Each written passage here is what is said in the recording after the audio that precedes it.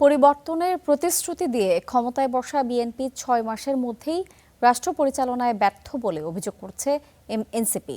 দলীয় কার্যালয়ে এক সংবাদ সম্মেলনে আহ্বায়ক নাহিদ ইসলামের দাবি, মেগা প্রকল্পের নামে আগের মতোই মেগা দুর্নীতি চলছে। এছাড়া জ্বালানি, নিত্যপণ্য এবং আইনশৃঙ্খলায় সরকার ব্যর্থ বলেও দাবি করেছেন তিনি। বিএনপি সরকারের ৬ মাসের কার্যক্রম নিয়ে রাজধানীর বাংলা মোটরে জাতীয় নাগরিক পার্টির এই সংবাদ সম্মেলন। সরকারের ১৮০ দিনে ২৯টি ব্যর্থতা তুলে ধরেন এনসিপির আহ্বায়ক নাহিদ ইসলাম। বলেন, পরিবর্তনের প্রতিশ্রুতি দিয়ে ক্ষমতায় আসা বিএনপি রাষ্ট্র পরিচালনায় পুরোপুরি ব্যর্থ। সফলতার ব্যর্থতার বিষয়ে আমরা কিন্তু যা প্রতিশ্রুতি দিয়েছে সরকার, সেটা আমরা সেই প্রতিশ্রুতিগুলো কোথায় ভঙ্গ করেছে এটা আমরা দেখিয়েছি। বিরোধী দল হিসেবে এটাই আমাদের দায়িত্ব। সরকারের সফলতা দেখানোর দায়িত্ব তো আমাদের না। বিরোধী দলীয় চিফ হুইপ আরও অভিযোগ করেন, জ্বালানি, দ্রব্যমূল্য ও আইনশৃঙ্খলা পরিস্থিতি বাংলাদেশের ইতিহাসের সবচেয়ে ভঙ্গুর অবস্থায় রয়েছে।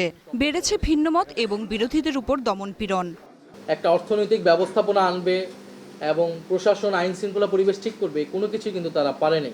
ফলে আমরা আরও ৬ মাস অতিবাহিত হলে কিন্তু এই সরকার কিন্তু আর বলতে পারবে না যে অন্তর্বর্তী সরকারের দায় বা ফ্যাসিস্ট সরকারের দায়। এটা কিন্তু জনগণের কাছে আর কোনোভাবেই গ্রহণযোগ্য হবে না। রাষ্ট্র পরিচালনায় ব্যর্থ হয়ে সরকার বিরোধীদের উপর দায় চাপিয়ে তাদের পুরনো রাজনীতিতে ফেরার চেষ্টা করছে বলে অভিযোগ করেন নাহিদ। মানবাধিকার আইন, গুম কমিশন আইন এবং গণভোটের গণরায় প্রত্যেকটা ইস্যুতে আমরা মাঠে থাকব।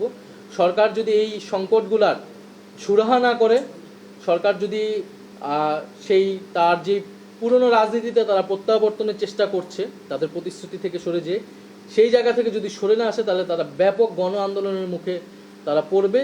পররাষ্ট্রনীতির ক্ষেত্রেও বর্তমান সরকার দুর্বলতার পরিচয় দিচ্ছে বলেও মন্তব্য করেন নাহিদ ইসলাম। Nafia Farzana, Star news.